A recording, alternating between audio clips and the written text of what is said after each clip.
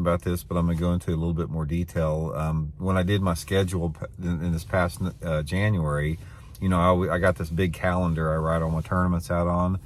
And for some reason, MLF they changed the date of the actual tournament to Tuesday, Wednesday, and Thursday for this tournament. Now, all of our other tournaments are always Thursday, Friday, and Saturday.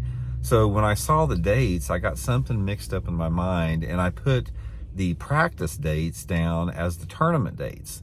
So, you know, and didn't think anything about it. And then my wife Kim had scheduled.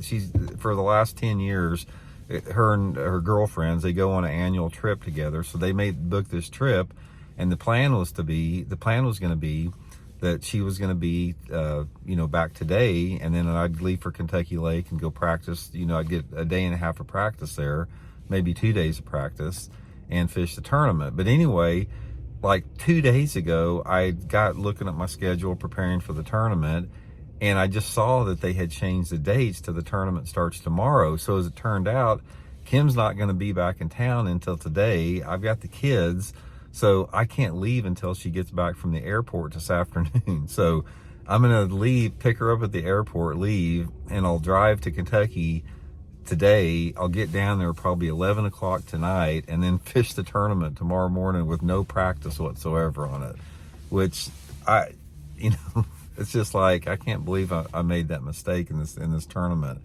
But anyway, given that, I sort of wanted to give you guys a rundown of, you know, what my plan is, since I haven't had any practice whatsoever for the thing. Hadn't been there in a year. And on top of that, they've had, you know, rapidly changing conditions because the place has been getting flooded out down there. So anyway, what I've tried to do here is I've tried to monitor the weather and the lake conditions as much as I can. The lake's, you know, unusually muddy for Kentucky Lake. Coming up, how far it's going to come up, nobody really knows.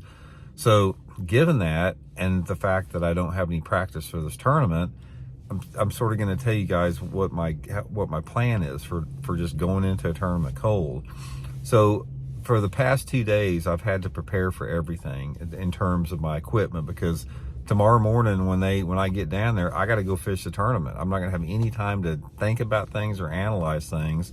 So I had to pack 2 different sets of gear. I got that Vexus 1980 stuff full of gear right now.